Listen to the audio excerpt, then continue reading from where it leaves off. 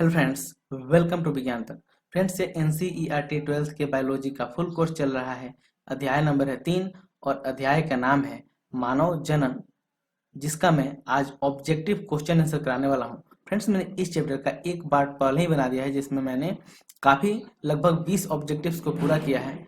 ये दूसरा पार्ट है जिसमें मैं और 17-18 ऑब्जेक्टिव को कवर करूंगा। अगर आपने वो पार्ट नहीं देखा है या फिर मैंने मानव जनन के ऊपर एक सेपरेट पूरा प्लेलिस्ट बना के रखा है, इस चैप्टर को काफ़ी अच्छे से एक्सप्लेन किया है। अगर इसका वीडियो आपने नहीं देखा है तो ऊपर आपको आई बटन पे लिंक मिल जाएगा या फिर डिस्क्रिप्शन में लिंक मिल जाएगा, वहां से आप जा करके इस वीडियो को देख सकते हैं, ताकि कॉन्सेप्ट आपका बिल्कुल भी क्लियर हो जाएगा। और मैं जो आज ऑब्जेक्टिव कराऊंगा जो काफ़ी इंपॉर्टेंट है सभी एग्जाम्स के लिए, जो हिंदी मीडियम में होते हैं, चाहे वो 12th का हो या फिर कोई और मेडिकल एग्जाम हो, उसके लिए लाभदायक है। चलिए अब बिना किसी देरी के इस वीडियो को शुरू करते हैं। मैंने पहले पार्ट में 11 नंबर तक करा दिया था और 11 नंबर में 10 ऑब्जेक्टिव था। इस तरह से मैंने 20 ऑब्जेक्टिव करा दिए थे। चलिए अब ये 12 नंबर शुरू करते हैं। शुक्राणु के मध्य भाग में पाया जाता है, यानी शुक्राणु के मध्य भाग में क्या पाया जाता है ये आपको बताना है। आपके पास ऑप्शन है एक्सोनिम, माइटोकॉन्ड्रिया, केंद्रक और सेंट्रियोल।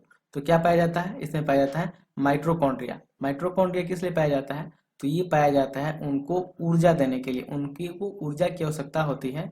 शुक्राणुओं को गति करने के लिए काफी मात्रा में ऊर्जा की आवश्यकता होती है, और वो ऊर्जा कहाँ से मिलती है? माइटोकॉन्ड्रिया को। आपको पता ही होगा कि माइटोकॉन्ड्रिया क्या करता है? ऊर्जा का निर्माण करता है, इसलिए इसे हम पावर हाउस भी कहते हैं।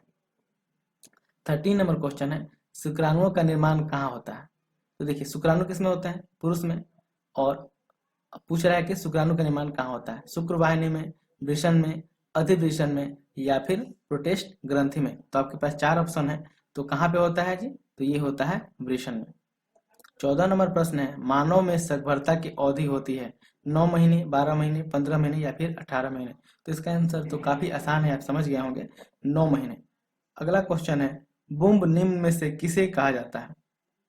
ठीक है, बुम्ब निम्न में से किसे कहा जाता है? यानी बुम्ब किसका नाम है? भग, योनि, भगशेप या फिर बच्चा दानी। किसे कहते हैं हम लोग? तो किसको कहते हैं जी? बच्चा दानी को कहते हैं बुम्ब। 16 नंबर प्रश्न, स्त्रियों में अंडाणु बनना किस आयु में बंद हो जाता है? यानी अंडाणु का बनना किस उम्र में बंद हो जाता है, ये आपको बताना है। तो ये आंसर होता है 45 से 50 वर्ष। तो चूंकि यहाँ पे 50 वर्ष आंसर है, इसलिए हम इस लोग 50 वर्ष को ही टिक करेंगे। 17 नंबर प्रश्न है, शुक्राणुओं की गति के लिए उत्तरदायी होता है बेसल बॉडी, सिलिया, फ्लैजिला या फिर न्यूक्लियोसोम। यानी जो शुक्राणुओं में गति होता है वो किसके कारण होता है, ये आपको बताना है। तो किसके कारण होता है? तो ये होता है फ्लैजिला के कारण। शुक्राणु में फ्लैजिला पाया जाता है, जिसके कारण उनमें गति होती है। तो यही आपका सी नंबर ऑप्शन सही हो जाएगा। 18वां प्रश्न है, आवर्त चक्र अंडोत्सर्ग से कितने अंडाणु विमोचित करता है? यानी जब आवर्त चक्र होता है तब अंडोत्सर्ग के समय में कितने अंडाणु विमोचित होता है, ये आपको बताना है। ऑप्शन है 4, 3, 2, 1। तो कितने अंडाणु विमोचित होता है जी? तो ये होता है एक ही अंडाणु विमोचित होता है। इसीलिए तो जब निषेचन होता है तो एक ही शिशु जन्म लेता है। चलिए 19 नंबर क्वेश्चन जानते हैं कि एक शिशु के लिंग का निर्धारण किसके द्वारा होता है? माता के द्वारा, पिता के द्वारा, बहन के द्वारा या फिर भाई के द्वारा। तो आप अच्छे से जानते हैं किसका होता है जी? पिता के द्वारा, क्योंकि पिता में ही लिंग निर्धारक क्रोमोसोम पाए जाते हैं, जिसे हम लोग XY कहते हैं। ऊपर मैंने आपको बताया है। क्वेश्चन नंबर 20, प्रोजेस्टेरॉन हार्मोन का स्रावन निम्न में से किससे होता है? यानी ये जो हार्मोन है इसका स्रावन कहाँ से होता है, ये आपको बताना है। आपके ऑप्शन है, पहला है कार्पस ल्यूटियम, दूसरा है कार्पस कोलोसम, तीसरा है कार्पस एल्बिकेंस और तीसरा है कार्पस यूटेरी। तो सही ऑप्शन क्या है? कार्पस कोलोसम। ये आपको याद रखना है कि कहाँ से होता है। इसमें तो कोई समझने वाली बात नहीं है, वो आपको याद ही रखना पड़ेगा। 18 से 16 कोरक खंड वाले भ्रूण को कहते हैं। यानी जब 18 से 16 कोरक खंड वाला भ्रूण हो जाता है तो उसे क्या कहते हैं? ठीक है, आपके ऑप्शन है ब्लास्टुला, दूसरा है मोरूला, या फिर कोकर पुट्टी, या फिर इनमें से कोई नहीं। तो सही आपका ऑप्शन है दूसरा, जो है कि मोरूला। ठीक है। तीसरा है मादा में पाई जाने वाली क्लाइटोरिस का समजात अंग है, यानी क्लाइटोरिस का समजात अंग कौन सा है ये आपको बताना है। आपके पास ऑप्शन है प्रोटेस्ट ग्रंथि, वृषण, शिशन या फिर अधिवृषण। तो क्या होता है जी, उसके समजात अंग कौन सा है, ये है शिशन। 23वां प्रश्न है कि तरुणावस्था में पहली बार रजस्राव कहलाता है, यानी जब सबसे पहले रजस्राव होता है, यहाँ पे किशोरावस्था भी हो सकता था, तो उसे हम क्या कहते हैं। ठीक है, तो उसे क्या कहते हैं जी, रजो दर्शन।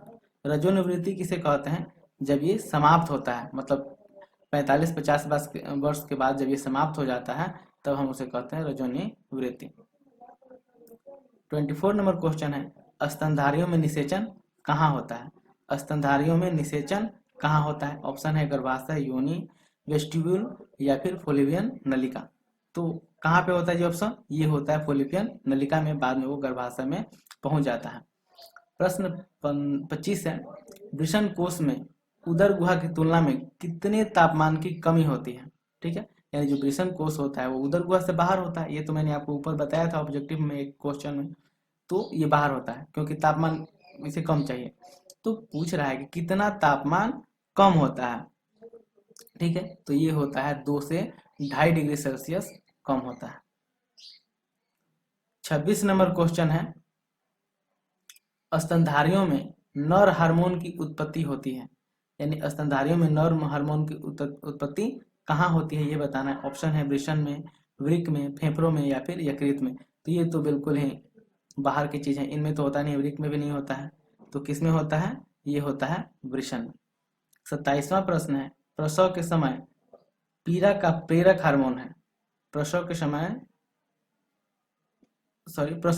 प्रसव पीड़ा का प्रेरक हार्मोन है।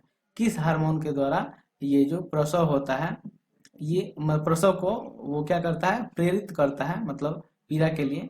तो ये कौन सा हार्मोन है, आपके पास ऑप्शन है एस्ट्रोजन, दूसरा ऑप्शन है रिलैक्सिन, और तीसरा ऑप्शन है ऑक्सीटोसिन, और फिर चौथा है प्रोजेस्टेरॉन। ठीक है, तो इसका सही आंसर है आपका तीसरा। ठीक है, ऑक्सीटोसिन। 28 नंबर प्रश्न देखते हैं। 28वां प्रश्न है फर्टिलाइजिन नामक रसायन स्रावित होता है कहाँ से, ये आपको बताना है। तो एक्रोसोम से, या फिर परिपक्व अंड से, शुक्राणु से, या फिर ध्रुवीय काय से। तो ये कहाँ स्रावित होता है, तो ये स्रावित होता है परिपक्व अंड से, यानी 2 नंबर ऑप्शन आपका ये सही होगा। 29 नंबर क्वेश्चन है कि 200 शुक्राणुओं के निर्माण के लिए कितने सेकेंडरी स्पर्मोसाइट्स की आवश्यकता होती है। ठीक है, तो कितने स्पर्मेटोसाइट चाहिए आपको 200 शुक्राणुओं के निर्माण के लिए। ठीक है, तो इसका सही आंसर है 100। लास्ट क्वेश्चन है परिपक्व मादा युग्मक के बनने की प्रक्रिया को कहते हैं। परिपक्व मादा युग्मक जब बन जाता है तो उसे हम क्या कहते हैं, तो उसे क्या कहते हैं जी, आप ऑप्शन देख के ही समझ गए होंगे, उसे कहते हैं अंड जनन, और यही काम अगर नर में होता तो उसे हम लोग कहते हैं शुक्र जनन। ठीक है, इसके साथ ही इस चैप्टर का जितना भी इंपॉर्टेंट ऑब्जेक्टिव था उसे मैंने करा दिया है। ठीक है, यह वीडियो आपको कैसा लगा है कमेंट करके जरूर बताइएगा। अच्छा लगा है तो लाइक कीजिएगा, अपने फ्रेंड्स के साथ शेयर कीजिएगा, खराब लगा है तो डिसलाइक कीजिएगा। यह वीडियो देखने के लिए आपका बहुत बहुत धन्यवाद। बाय।